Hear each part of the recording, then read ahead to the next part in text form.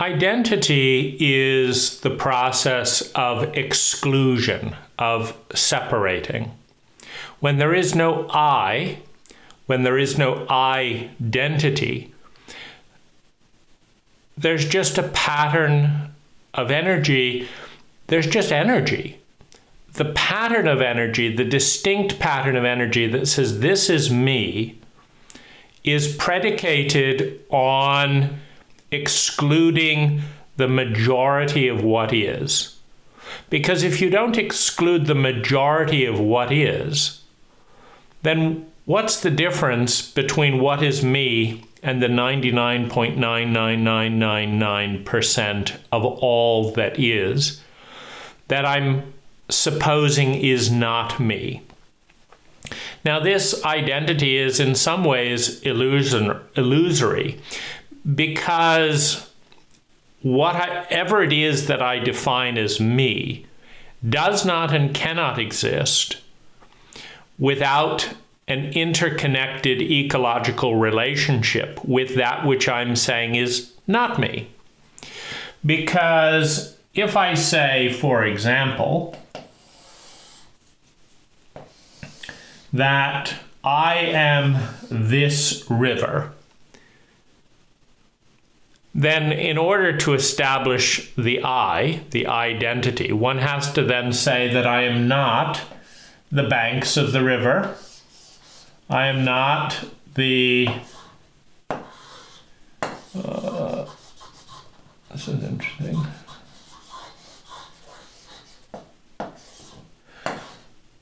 I'm not the clouds. I'm not the person who's standing at the riverbank. In order to say, I am the river, I have to also at the same time say that I am not that which is not the river.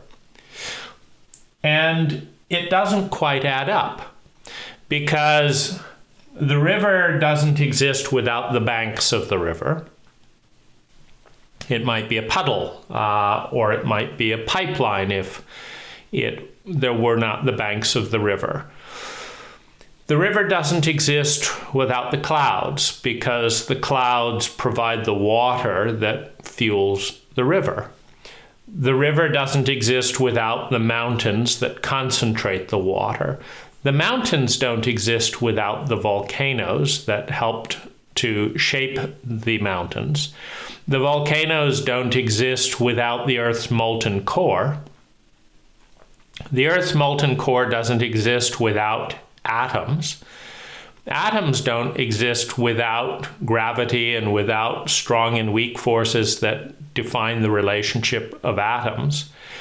And the planet doesn't exist without the solar system, which doesn't exist without the galaxy, which doesn't exist without the universe, which doesn't exist without the multiverse.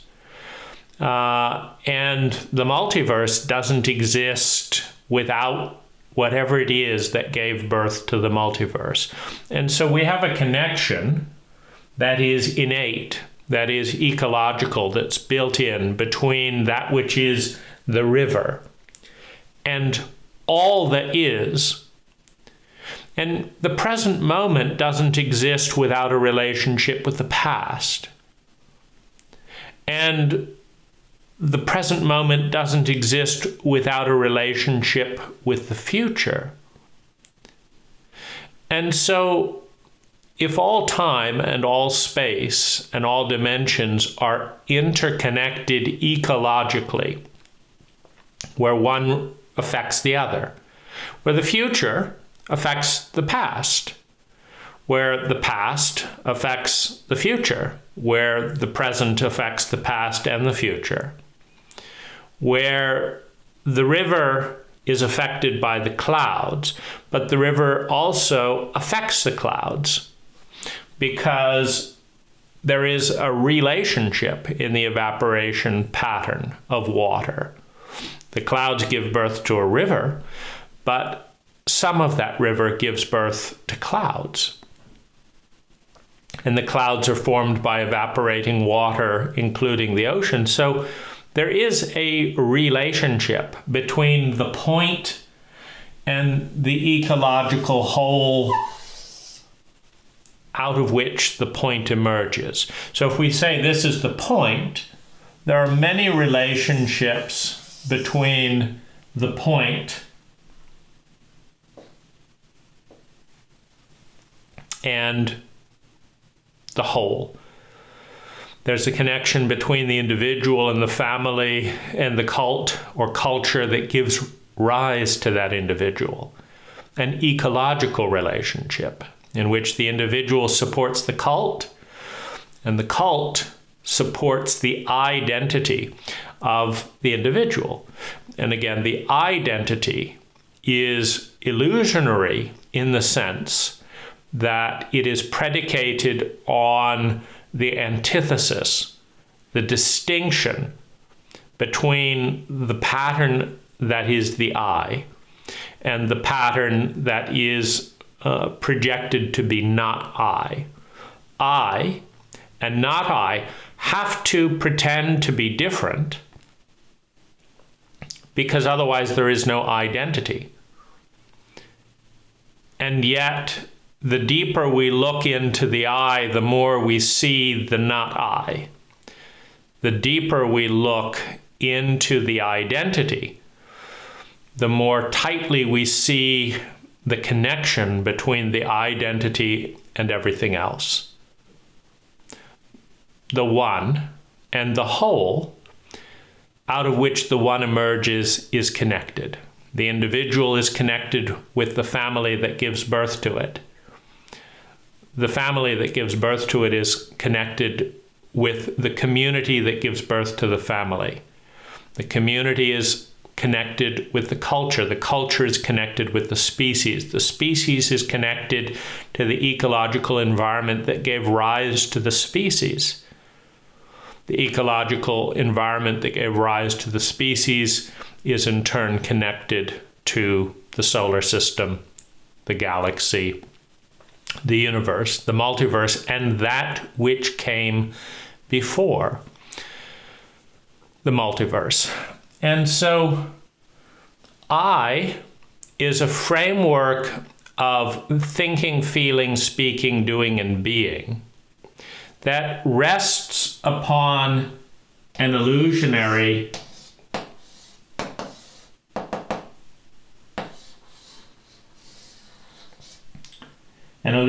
table.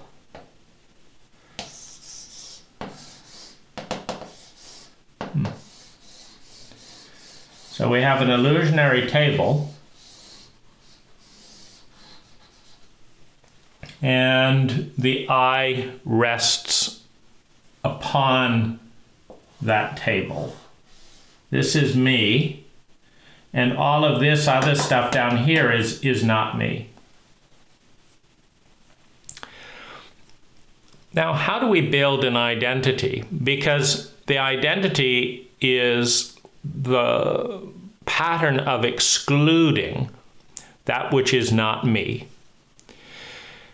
And so in order for this to exist, I have to say this is not me, this is not me, this is not me, this is not me, this is not me, this is not me, this is not me. And we have a relationship. We have something that's left over after all of that.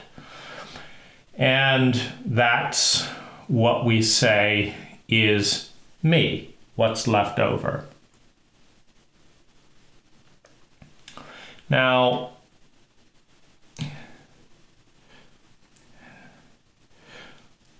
the definition, that which is the identity, somewhat has to do with the processor called the conscious mind, because the processor that's called the conscious mind is what defines the identity. Now, the crystallization of reality is a participatory event. First of all, the observer and the reality are in relationship. You cannot have an objective reality without the observer to observe what is considered to be the objective reality. And the incarnation process, or the crystallizing process of, quote, reality, starts with the paradigm. That's the frame. Now, in this interaction, the frame is clear. This is outside the frame, this is inside the frame. And this is a really important thing, that identity, I, is the process of exclusion. And the way that we exclude something is by creating a box. We create a box, and that which is outside the box of me is not me. Now, why this box? It's a function of technology. We have the technology of the identity, which you could see as a lens, a processing capacity that processes what is and is not me. So we could call that a lens. Now, on any camera, a lens sees a particular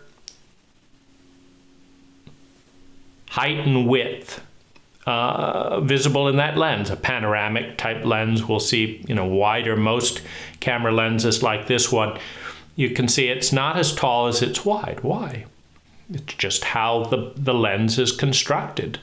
And of course, there's a relationship between this lens and the same size of the monitors that we use to view media. For the most part, we view video in a horizontal lens. If we produced and viewed media through vertical lenses, then the camera would be pivoted this way. And so why not? Well, the eyes are horizontal, but the mouth-ear technology of a phone is vertical. So phones often take video this way because it's longer here. So there's a relationship between the phone and there's a relationship between the screen. The phone is defined as a paradigm, as something called phone. And the idea of the phone is to communicate voice, to connect the mouth and the ear. So to effectively connect the mouth and the ear, we need something long. We don't need something wide. We need something about this long. And so we give rise to the shape. Form follows function. We give rise to the shape of the phone. The paradigm of a phone, something that connects mouth and ear, leads to the shape of a phone that is narrower and taller. But the shape of a viewing angle connects with the eyes, which is wider than taller. The eyes are very thin, but they're far apart. So we get the screen that relates to the eyes, we get the phone and the phone cameras that can relate to the mouth and the ear. And in this way, we can see that nothing is disconnected. The illusion that the phone is separate from the body is just that, it's an illusion. The illusion that the phone is separate from the planet that manufactured the phone is a similar illusion. The paradigm sets the box. Now, why not have an infinite paradigm, a paradigm of all things throughout all time, in all places? Why not have an infinite paradigm? Well, the paradigm relates to the simplicity or complexity of the processor called the identity, of the ego. The ego is a technology, is a lens through which to relate to all the rest of reality. So the ego is energy in a pattern that functions with the premise that it is separate from that which it observes, at least in our Western definitions of the ego. We're functioning on the premise that the observer is separate from the experiment, separate from the reality that they are observing. And so science is based on observing the relationship between the observer and the separate reality. That, the apple always falls, even if the observer isn't there. That if a machine opens up, and drops apples, and the person walks away, that when they come back, the apples will be down on the ground. That it's based on proving this paradigm that the observer is separate from reality. And those things that can be demonstrated in those ways are the objectively separate reality. Now, why do we need paradigms? Because the ego is not an unlimited processor. The camera does not have an unlimited aperture. At 3 feet away, this camera can see this wide and, out at this angle. And so anything outside that angle doesn't exist for the purpose of the camera. And this is a good way of looking at identity and illusion, that which is outside the aperture of awareness of self, it exists in the same way that there's much more going on out here than there is in here. So you're watching this, but this is connected to this, and this is connected to this, and this, and this. And there's far more going on outside the frame than there is inside the frame. In fact, 99.99999% of all reality is going on out here. But it's not our reality, meaning I'm focusing on here and you're focusing on here. And so this is our reality.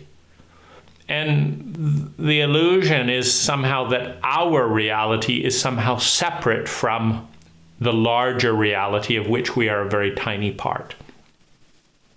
And what a paradigm does is it gives us a frame within which to focus attention, to focus awareness and attention within a frame.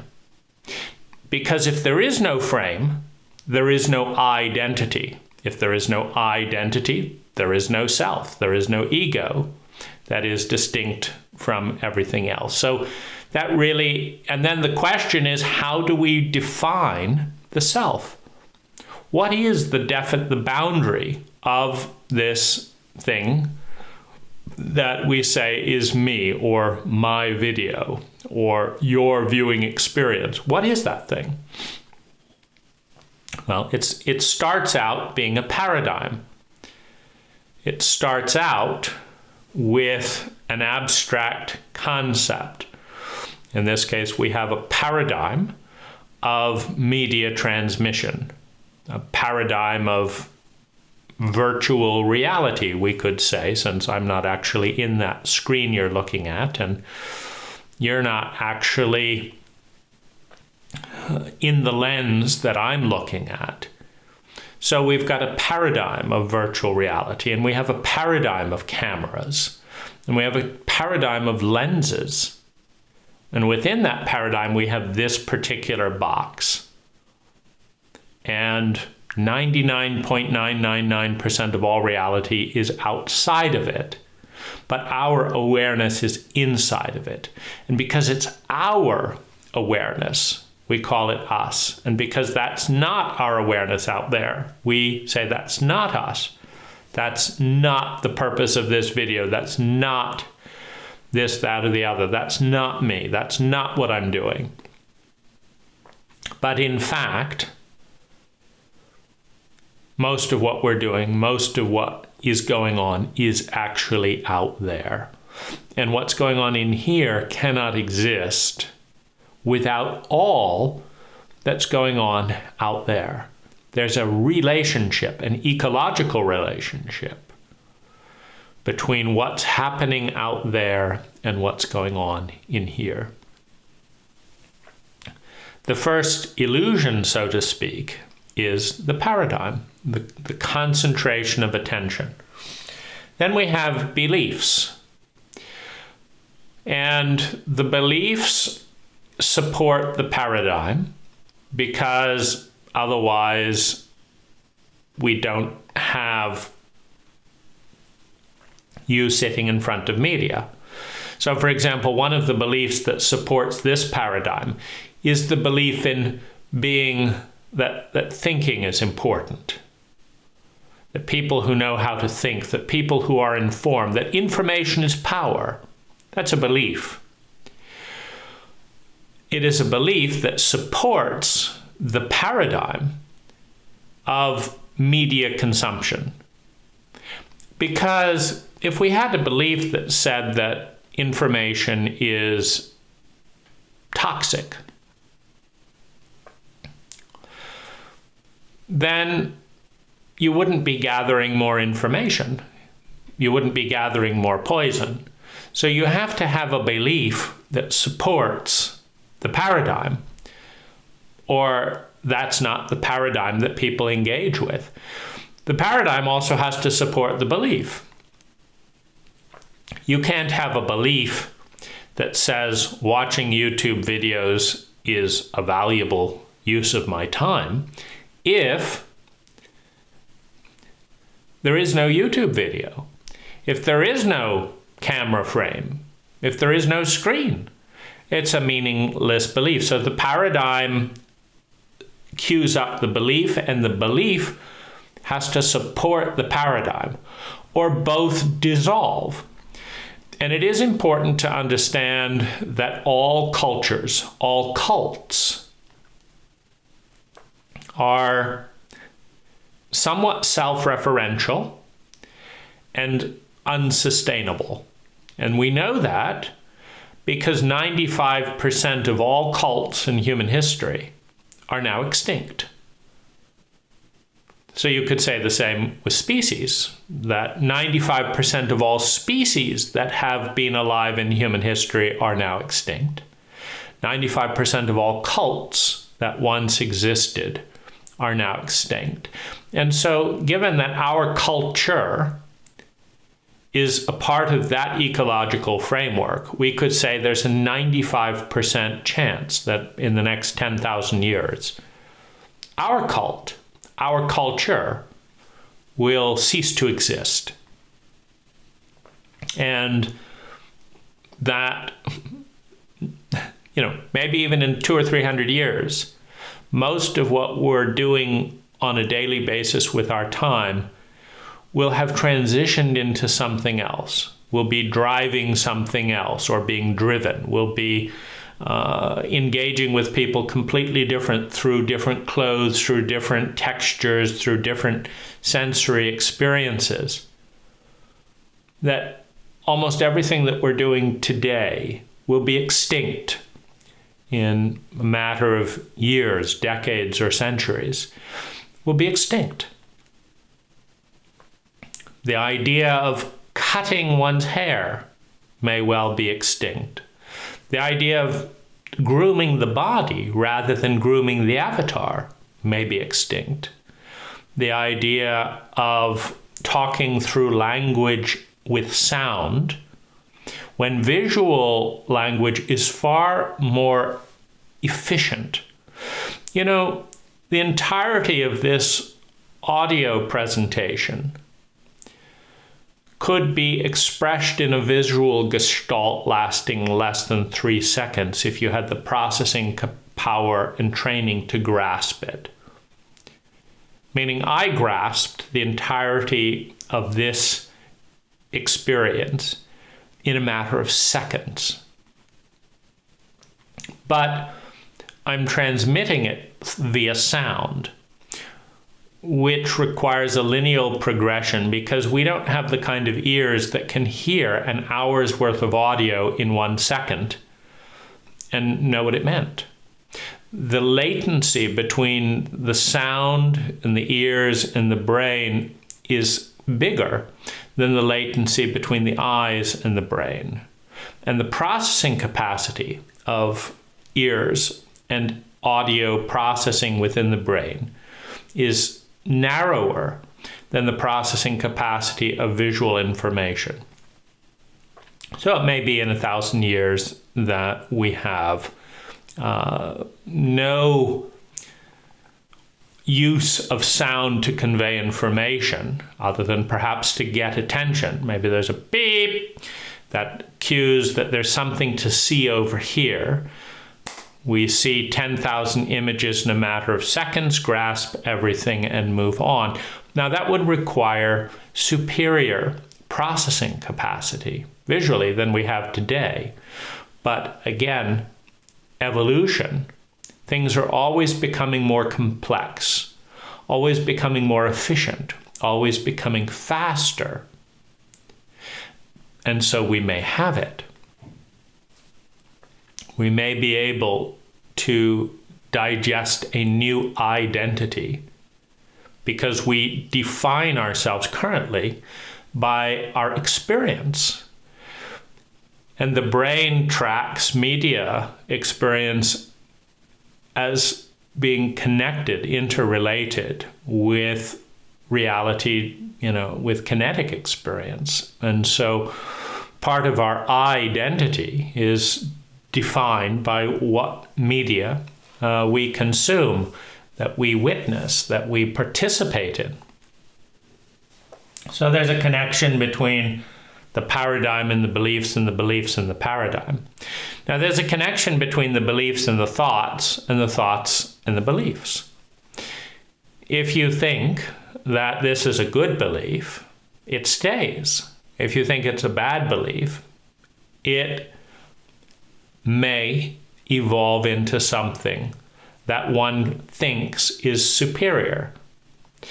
If one believes that this is a very unsafe road to drive on, you may think then that I'm not going to drive on this road. Or you may think I'm going to be extra careful as I drive on this road. Or you may think I don't want my children playing on this road. You may think I don't want my daughter learning to drive on this road because I believe that it is a dangerous road. Now there's a relationship, a relay of information between what I believe and what I observe, and what I observe and what I believe. If you look at the stock market, for example, if a stock keeps going down for 10 years and all the news about that stock is negative, oh yeah, terrible product, says one person. Everyone agrees, in the paradigm, in the set in which you're living. If you're watching a YouTube video and all the comments agree it's a terrible product, then whether or not it is a terrible product, objectively, it is a terrible product as far as this media outlet is concerned through the eyes it is being looked at. Now, it may be looked at through a paradigm that says that speed is everything. Now, it may be a tremendously intuitive, slow product. But if it's from viewed at through the belief and the paradigm that says that speed is the ultimate arbiter of excellence, and it's 5 times slower than any other product, then from that point of view, it is a terrible product. But if you turn around and say that we're addicted to adrenaline, and that what we need is presence, and what we need to do is introduce slow media. The idea of the Norwegians watching a train travel 12 hours from one side of the country to another side of the country, and just enjoying the train. Oh, this is what's happening out the window. It's very, very slow. Come back, the train's still going across.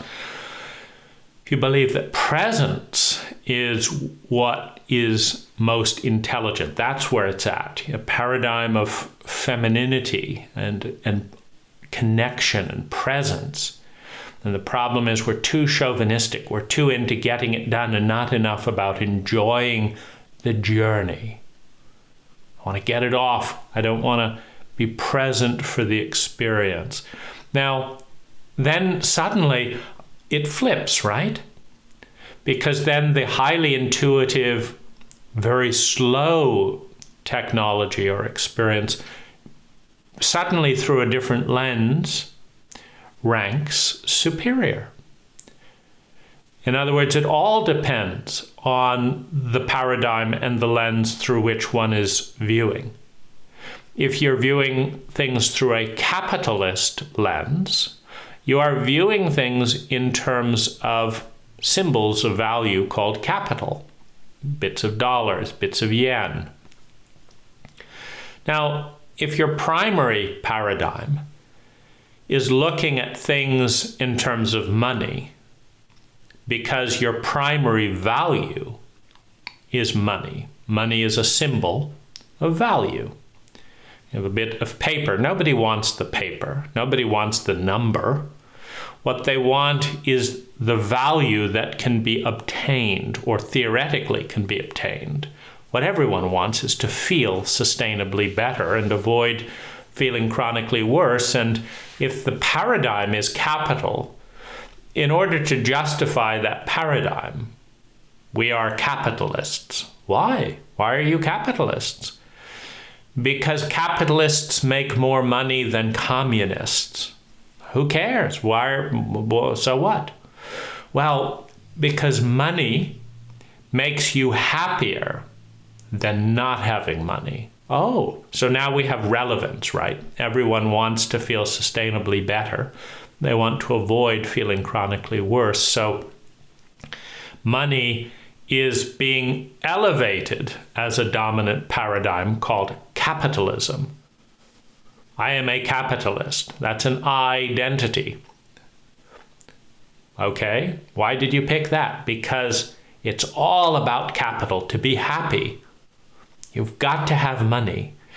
And capitalism makes more money per person than communism, than socialism, than altruism, than ecology. So we are capitalist because capital is linked to money and money is linked to well-being. And so, if we can just all make a lot of money by being capitalist, then everyone will be happy. And then that's a good thing, right? But of course, you have to support these beliefs with behavior, and you have to have some database that says that this person who has more money than me is happier than I am. If that turns out to be false, meaning you ask this person 1 to 10 how happy you are, and they say a 4, and you have less money than them, and you're feeling 7 out of 10 happy, then you've got some collapse in the underlying data that's supposed to support the belief. Now, there's also a connection between thoughts and feelings, because if you believe and you think that the belief is effective, that money will make you happier, then first of all, you will do something to make money. And then secondly, when you get money, you will feel happier, as long as you believe that the money will make you happier. Now, for this to occur, one has to actually experience more happiness that in a way that correlates to making more money. So this was one of my crisis in my mid-30s, was having a debt-free, more money than I ever had life, and noticing that my happiness was plateaued and money's going up and happiness isn't. This created a crisis because the belief said that money was good because it would make you happier. And it seemed to do that early on. And it seemed to do that a little bit more, but then now that I had more money than I ever had before, but wasn't happy, and then wasn't happy that I wasn't happy, and then wasn't happy that I didn't have an effective operating system. Because if you believe something and it doesn't correlate with the underlying experience, then if you're intelligent, you have to question the belief, and you have to acknowledge that your beliefs are not as tightly webbed and connected to the underlying reality as one supposed. Now, this brings in doubt and uncertainty. And in highly traumatic cultures, doubt and uncertainty are terrifying things. And so happiness actually went down as a net effect of expecting it to go up and then experiencing that it didn't, which leads to the obvious awareness that there's a divergence between my belief and reality. There's a divergence between my thoughts and feelings. There's a divergence between my feelings and belief. And that divergence leads to uncertainty, and I don't like uncertainty because I'm afraid of the unknown. Traumatized individuals produced in traumatic cultures are always frightened of the unknown. And the greatest unknown that you can present to someone is that their operating system doesn't work. In fact, it's anti-correlated. So at the moment when the thing that you are pursuing not only doesn't produce well-being, but produces the opposite, produces increased anxiety, well, now you've got an anti-correlated strategy. I'm doing this to succeed because I believe that this will succeed, but it in fact is leading to lower well-being. Now we have a crisis as we confront the unknown. The intersection where the model of reality diverges from reality is a crisis. The model of reality diverges from reality, which brings up a very important thing, that we do not perceive reality.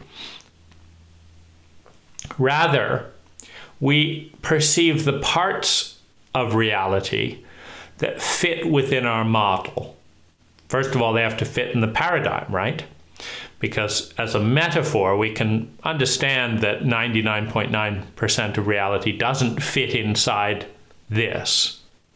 So if we say this is real and 99% of all reality doesn't fit inside it, we have a tenuous grasp on reality. But this is just this little paradigm of this little moment. We also have paradigms for our whole life, for our whole identity, not just the identity of the one who communicates via media, but the one who communicates in anything that is known, because we've known it, we've experienced it in some way, or we've experienced hearing about it from a believable source, a source we believe. That's a believable source. If we cannot believe the source, it is not a believable source. And so it isn't real. If someone who relays a UFO experience is something beyond our beliefs, suddenly they become an unbelievable source. I don't believe that it is possible for any life form to exist off of this planet. I just can't, I don't get it. Clearly, the human race is the most evolved, sophisticated consciousness species in the entire universe, most of which, of course, I have never visited and have no idea how it's doing, but I have faith. I believe we're it. The doctors at one point continued to murder women and children because they did not believe in germs. Louis Pasteur, among others, pointed out that hot water killed and sterilized certain things, that boiling water killed off bacteria that could infect people. It was important to boil water. And it was important to wash hands before moving between holding and dissecting corpses, which was the scientific pastime of the day, over to delivering children. And, these doctors were having none of it because they did not believe, they were good scientists, they did not believe that something could exist that they could not see. That was superstitious. And so they continued touching corpses and delivering babies and killing large quantities of their patients until the microscope proved that Louis Pasteur, and thus we have pasteurization. Louis Pasteur deduced from data that germs must exist before they were seen, because evidence that when doctors washed their hands, when he washed his hands, his patients stopped dying. Now, the other doctors didn't listen. And so germs did not exist for them. In their world, they were saving patients when in fact they were killing them. Because in their world, it was an advanced belief that only that which they could see, not what could be seen, because that leads to microscopes and telescopes and all that. The Catholic bishops that persecuted and convicted Galileo of heresy, they would not look through the telescope because it did not conform with the dogma.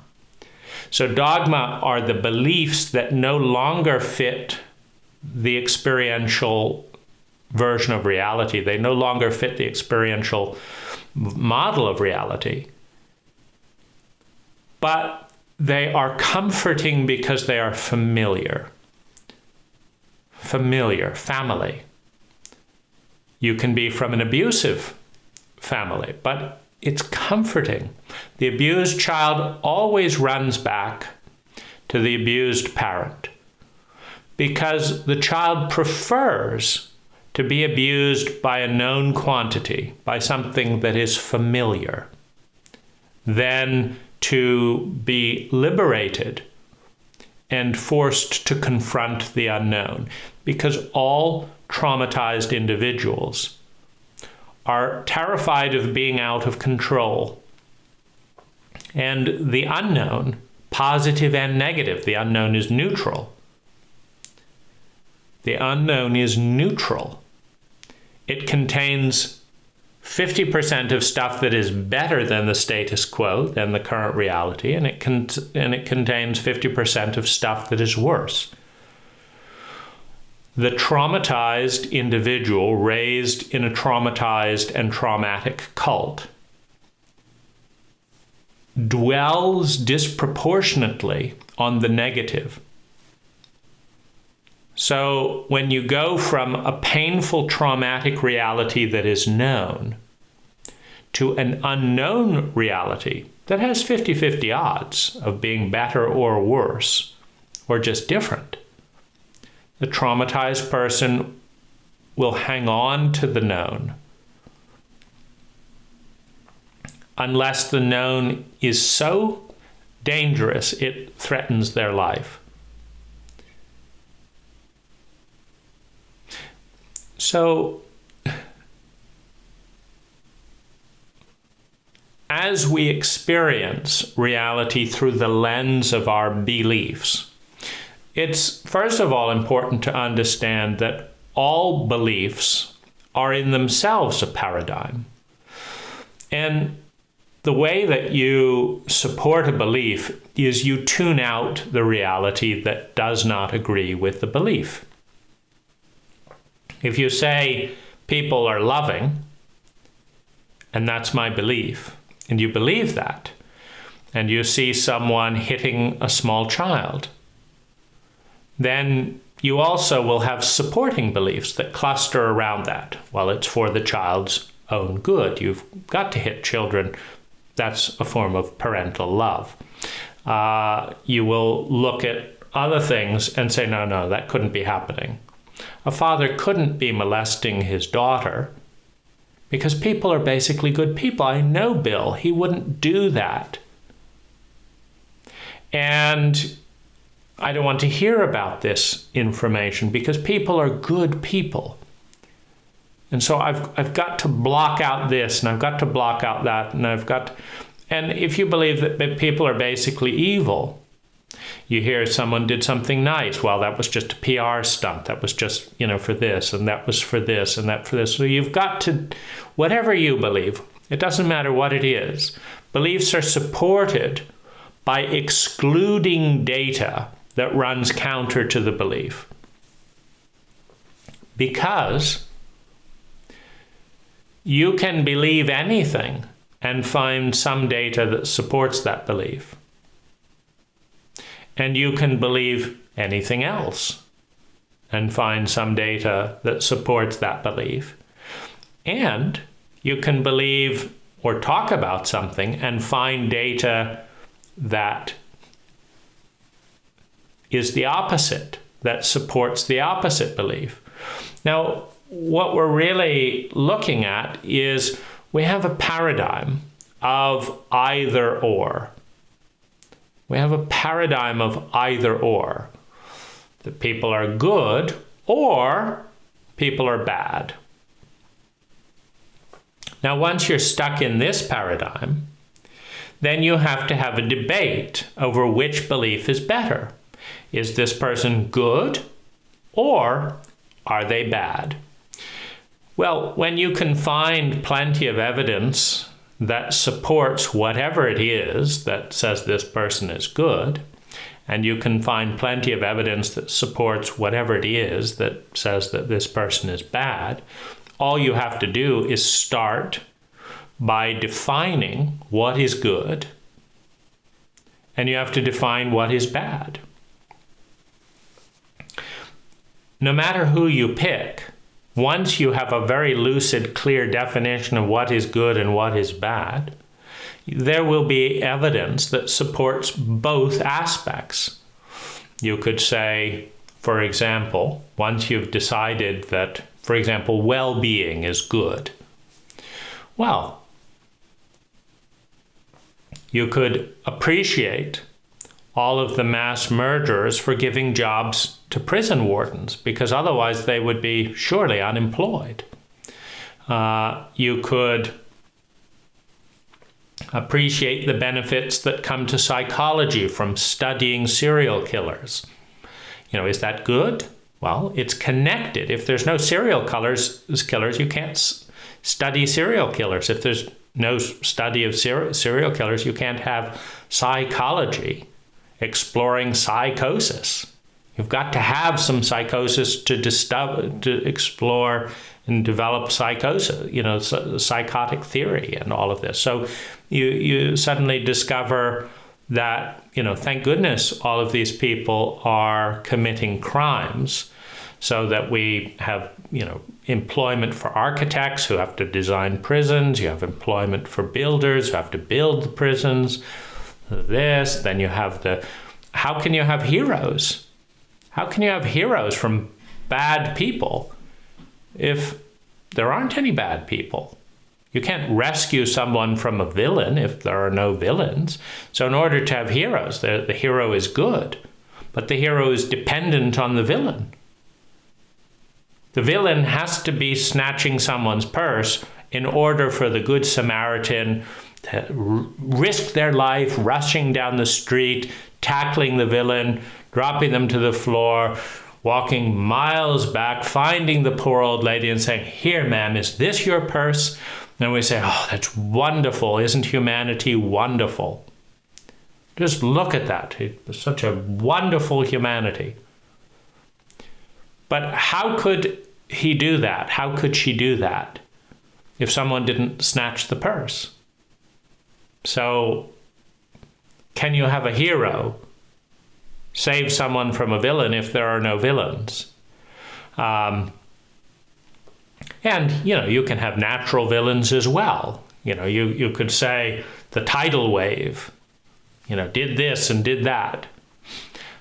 Well, if you look at it ecologically and say, no, this is evolution, then the tidal wave is good. If you look at it economically, is it good or is it bad? Well, the insurance companies took a huge hit. Did they or didn't they? Right after a disaster, aren't there a lot more people who insure their homes? So how do we deal with that? So what's going on here? What's going on there? So if there weren't disasters, there would be no insurance. Then what would the poor insurance stockholders, how would they make all their money on taking these high premiums and investing the capital and all that? So it's very difficult to parse these things out.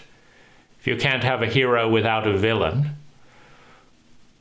if you can't have a villain without a hero, if there's some connection, then how do you justify the polarity if one depends upon the other?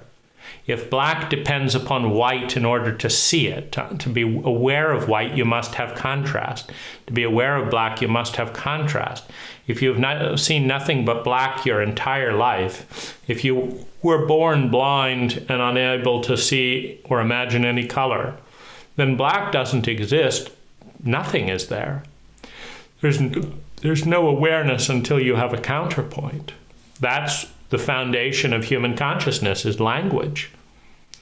In order for language, there has to be distinction. The distinction is, this is black, this is white, this is red, this is green. If you just say bzzz, you don't develop awareness of that. You have to say black and then correlate that with a certain frequency of energy. Then that has to be meaningful. Other people just have to say, oh, black, and have to respond, and this, that, and the other. So we don't have consciousness without distinction. We don't have distinction without language. You cannot think a thought without a word. So if you cannot think a thought without a word, and words are distinctions, and the biggest underlying distinction is good and bad, black and white, up and down. Up is good, right? Down is bad. Well, until you start experiencing the circular nature of reality. Because if you fly south and keep exactly straight above the horizon, you eventually come back to the earth flying from the north. If you fly south too far, you flip and become north, but you're just flying straight. Relative to the plane on the horizon, you're flying straight. But you come to the exact opposite side. If you keep the straight line, if you keep being selfish, you end up being totally selfless. If you keep being totally selfless, you end up being totally selfish. These polarities become one another at some point. Keep flying down, you eventually start flying up again. And so it's quite an interesting matrix of delusion and illusion that maintains our relationship inside reality. Now, if you are having a gun to your head and you believe that there is a beautiful life beyond the body, multidimensional reality. You don't have to lift a heavy body. It's much lighter, much more possibility. and that you are seconds away from nirvana, then the person putting a gun to your head is the kindest, most beautiful person in the world. And you pause there preparing for nirvana, and you feel absolutely wonderful. Oh, the gun might feel a little cold, might be a little uncomfortable, but it's in the context of liberation and transcendence. It's the most wonderful thing you've ever felt and seen in your entire life. And it's exciting. The stimulation is heated and it's wonderful. If you believe that running a marathon is an important activity, and as your breath is pounding and this and that and the other, you're excited, you made another mile, you made another mile, you made another mile. And it's important to do this and do this and do this, and you've got to run a mile, and I did it, and I am what? I am a more valuable person. I am someone who gets things done. Who cares? Well, people who get things done are more important than people who do not get things done. So what I'm really saying is, within the framework of beliefs, I am a more important person than all these people who didn't run the marathon. So I now believe in my own importance, because I believe that getting things done is important. And I'm running a marathon. I'm getting a hard thing done. And so clearly, I am an important person. And I believe that important people are better than unimportant people. So now I'm better than other people. Who cares? Well, I believe that better people should be rewarded and get more of scarce resources than non-better people. So if you say, I believe that better people should get more resources than inferior people, who cares? If there are 20 chocolate cakes in front of you and you can only digest one slice anyway, why is the second chocolate cake better than the first slice of the first cake? Well, I also believe that there are scarce resources, that there's only so many chocolate cakes in the world, and that many people who desperately need and want chocolate cake will never get a chocolate cake. And so it's better, I believe, that there are scarce resources. Number one, I believe that better people should get more of what they need in those scarce resources than not better people. I believe that it is better to get things done than not to get things done. And I believe that running a marathon is getting something done. And therefore, I am happy because I will be getting more chocolate cake than the people who don't deserve chocolate cake. And so then it holds together as long as other people say the same thing. Here, you ran a marathon, have some chocolate cake, have as much as you like. Don't worry about losing weight.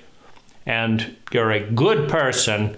I want to do work with you. I want to hire you because you ran a marathon. And that's getting something done. And getting something done is the kind of things we like to do around this company, whatever it is. We get things done. And so this framework of beliefs holds up to a point when you're getting more done than you've ever gotten done before. I went to this meeting, then I went to this meeting, then I drove frantically and did this, and I arrived at this meeting. Then I did this, and then we did this, and then we did this, then we did this, and then we did this. but I'm less happy than before I was getting all those things done. Now, people are telling me that I'm really important and I'm better than, so I'm happy about that, but I don't feel better than. I feel tired. I feel, what am I doing? I'm wondering if I'm ever going to be done. I used to enjoy painting and doing this, but now I'm doing this and this and this. And so at some point, the belief structure diverges from reality. Now, if we hold on to it, it becomes dogma. It's good to get things done, we say dogmatically, not feeling particularly good to get things done.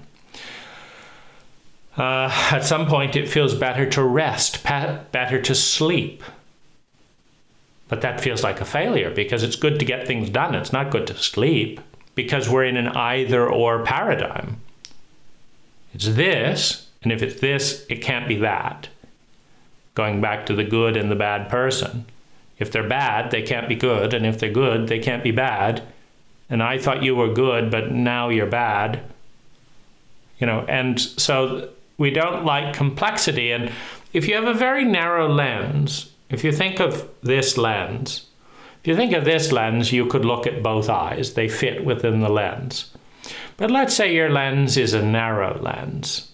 See, now suddenly only one eye fits between the lens. Is it going to be this one or this one? This one or this one? Why do you have to decide this one or this one? Simple, because you don't have a big enough lens.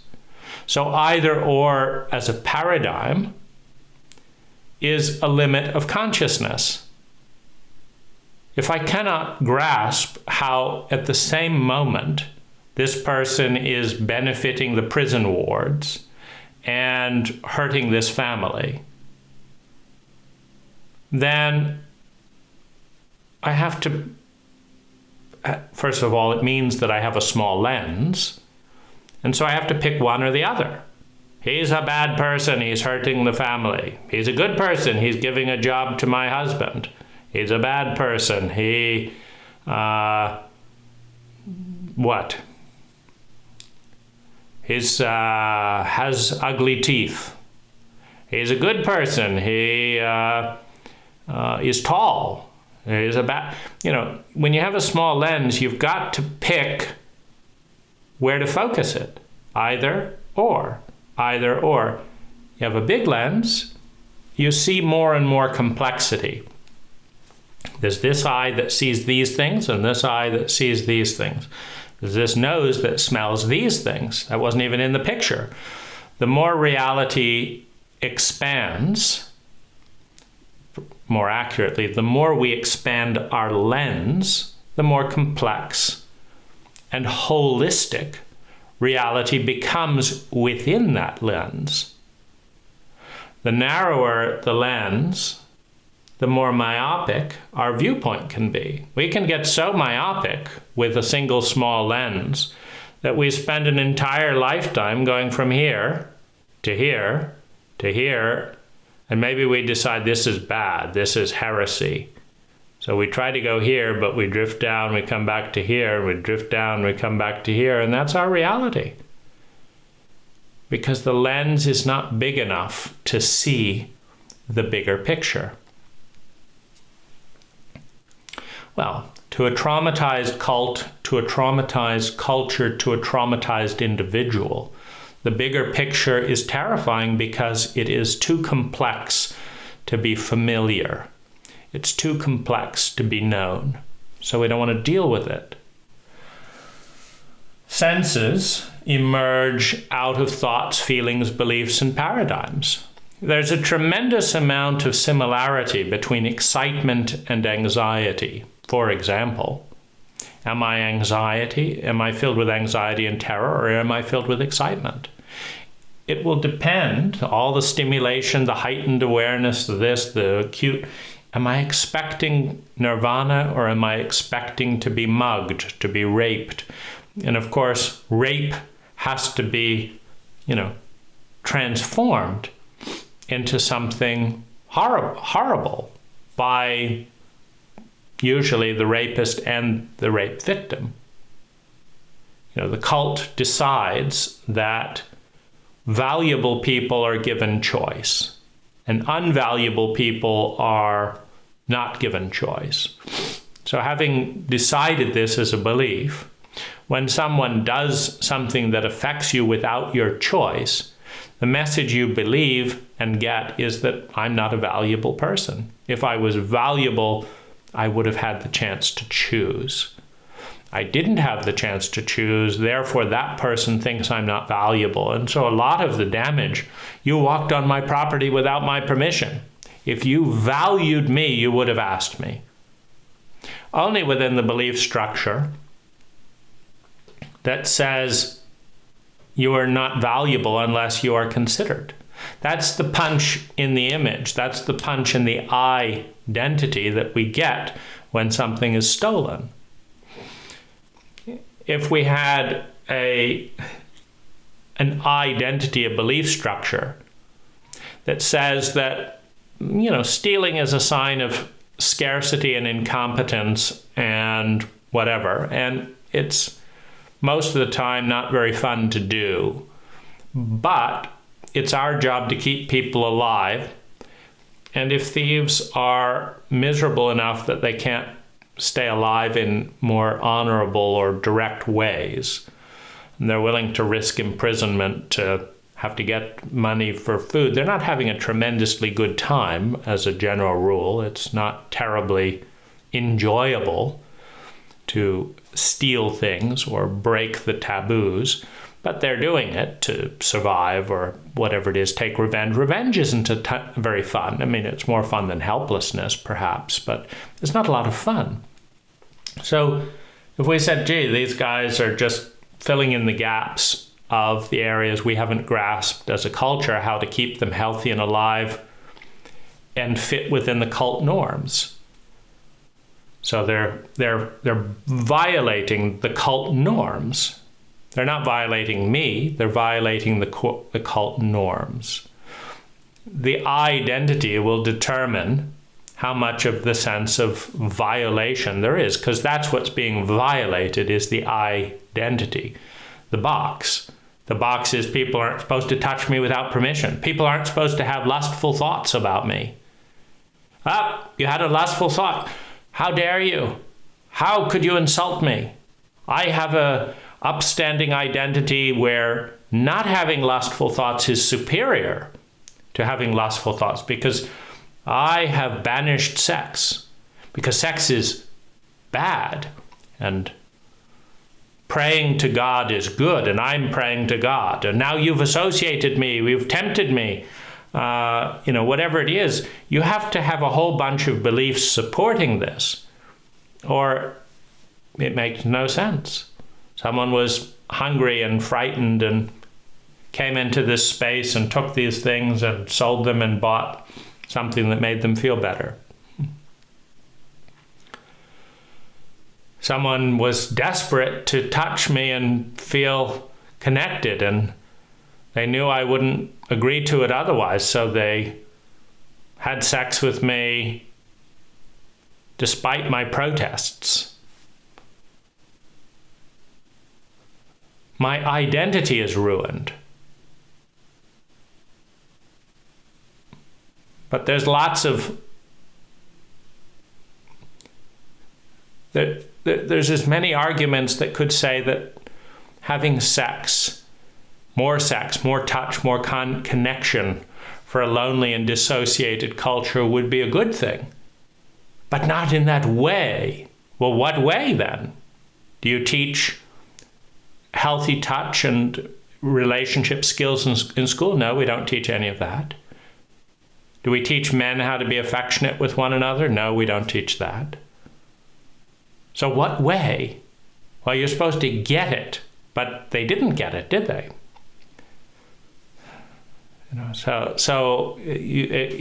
If a cult is producing dysfunctional people as defined by the cult, then the cult is dysfunctional, or you're living a little bit in la-la land, because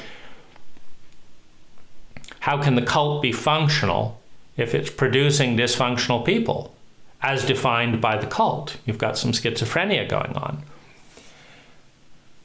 The feelings affect the senses, as do the beliefs and the thoughts. And by the time you have a paradigm, a belief, a thought, a feeling, and the senses all adding up, you have what's called reality. You have the heart that feels things. That's a third of reality. You have the mind that thinks things. That's a third of reality. You have our senses that feel things, that observe things. But 50% of all reality is not observed by the consciousness. The body sees it, but we didn't notice it. For example, if I look beyond here, I'm looking right at a painting. It's the first time I have seen the painting. My eyes have seen the painting for over an hour. But what? The identity, the one that I consider me, that was focused on you, was ignoring the painting because I am producing a media presentation and the painting didn't fit into that frame. The painting is over there. But over there is necessary to exist so that here exists. There is a connection. I don't see it. There is a tremendous amount of technology and influence of the observer on the reality. When someone observes that a company is good and thus buys their stock, the stock price goes up a very tiny amount with the purchase. The value of the stock is either sustained or goes up. Otherwise, the stock goes down to a lower price where one person will purchase it if one person is trying to sell it. Now, if thousands of people believe that the stock is going somewhere, is valuable, the stock goes up. Does the stock go up because it's valuable? Or does the stock go up because people believe that it is valuable? In much of medicine, the single biggest factor is the placebo effect, which can affect 40% or more of results. If people believe that they're being healed, they get a 40% benefit, statistically speaking, than if they believe they're not. And that 40% benefit is often far greater than the benefit of the underlying substance. So someone might believe that there is not a benefit and still get a 10% benefit. But if they believe there's a benefit, they get a 50% benefit. 10% was the substance, 40% was the belief. And yet we don't respond to this data by studying beliefs. That's why we're exploring this. How does reality get shaped from the paradigm that gives rise to the supporting beliefs, that give rise to the supporting thoughts, the supporting feelings, the supporting sensory data, all in relationship with a very tiny pattern of reality that is generated to the exclusion of most of reality that contains massive data that could shake the paradigm, the belief, the thoughts, the feelings, if we had a lens big enough to perceive it. As long as we have a very tiny lens and can first see this, and then we see this, and then we see this, and then we see this. First we see this, then this. As long as we have a very tiny lens through which to perceive reality, we can construct it simply by looking here or looking here. Is there an S or is there an E? You look here, there's an S. You look here, there's an E. If you have a tiny frame of reference, a tiny lens, you can only see one or the other. You have a big lens, you can see all of it. You can say there's an S, there's an E, And there's a whole world out there offside this whiteboard, outside this frame. And in the multiverse, everything that could possibly exist exists, and every lens through which any identity could view it from multiple angles also exists. And it's the question of, what do I believe that is my lens? And where am I through my choices and decisions, etc., that lead me to notice data that challenges or dilutes my beliefs, my dogmas? Because whatever you believe, there is evidence to support something else. Well, whatever you believe, there is evidence to support something else. So the question becomes, does a paradigm, a belief, a thought, a feeling, and the sensory data that they give rise to, do they support sustainable well-being, the thing that every human being wants? Every human being in the history of humanity has wanted to feel sustainably better and wanted to avoid feeling chronically worse. Does our construction of realities to support us in feeling sustainably better or support us in feeling chronically worse?